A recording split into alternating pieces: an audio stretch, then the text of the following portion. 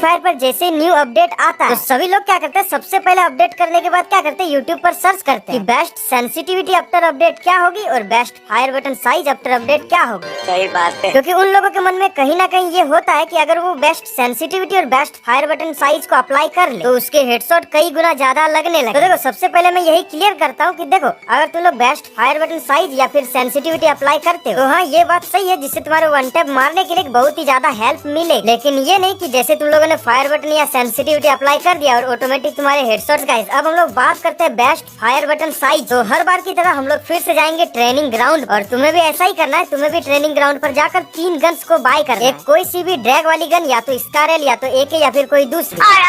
दूसरा तुम्हें एक शॉर्ट गन खरीदना है, या तो M10 या फिर M187।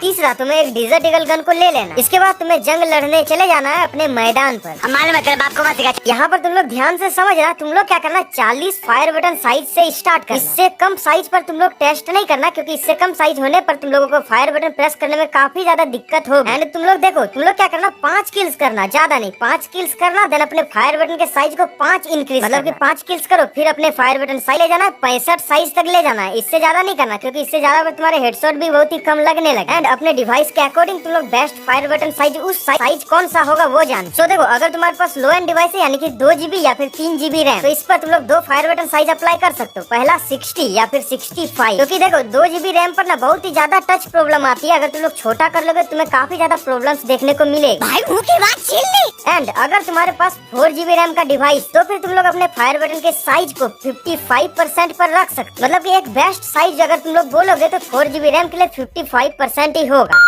एंड तीसरा, अगर तुम्हारे पास 6 GB रैम है या फिर उससे ज्यादा रैम का डिवाइस, तो फिर तुम लोग अपने फायर बटन के साइज को 45% या फिर 50% पर रख सकते। अब देखो मैं ऐसा ही नहीं बोल रहा हूँ, मेरे पास भी 6 GB रैम का डिवाइस है एंड मैंने भी 50% ही रखा है। ऐसे अगर तुम्हारे डिवाइस का सेंसिटिविटी बहुत ही हाई है। बात करते हैं बेस्ट फायर बटन पोजीशन। तो इसके लिए सबसे पहले तुम्हें अपने डिवाइस के कस्टम HUD पर जाना है। देखो सबसे पहले ये जो मिडिल पॉइंट होता है, यहाँ पर इस तरह से हाफ करना है। देन ऊपर से भी एक लाइन तुम्हें खींचना है। अब खींचना मतलब ये नहीं तुम लोग पेंसिल से खींचने लगो, मतलब एक अंदाजा लगाओ कैसा।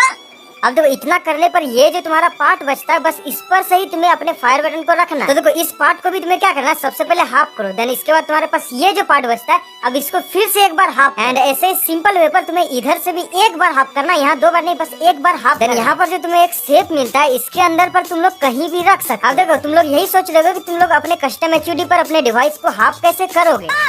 तो इसके लिए तुम लोग क्या करो, अपने कस्टम HUD की एक स्क्रीनशॉट ले लो। देन कोई भी फोटो एडिटर ऐप पर या फिर तुम्हारे गैलरी पर से पहले क्या करो, लाइन दे दो जैसा जैसा मैंने बताया। सेव करने के बाद तुम्हें उस फोटो को क्या करना है, रोटेट कर लेना। एंड जैसे तुम लोग रोटेट कर लेते हो, देन जहाँ पर तुम्हारा वो जो मार्क आता है वहाँ थोड़ा सा मार्क दे दो। देन इसके बाद उसी मार्क पर तुम लोग कस्टम HUD पर जाने के बाद सेट कर लो। ये सब अगर नहीं कर पा रहे तो सिंपल सी बात है, अपने फायर बटन को तुम लोग क्या करना, हल्का सा नीचे कर लेना, बस तुम्हारा फायर बटन काम चलाऊ हो जाएगा। और देखो आफ्टर अपडेट के बाद जो भी तुम्हारा न्यू सेटिंग से वन टैप हेडशॉट के लिए उसकी वीडियो आएगी, तो प्लीज सब्सक्राइब कर लेना।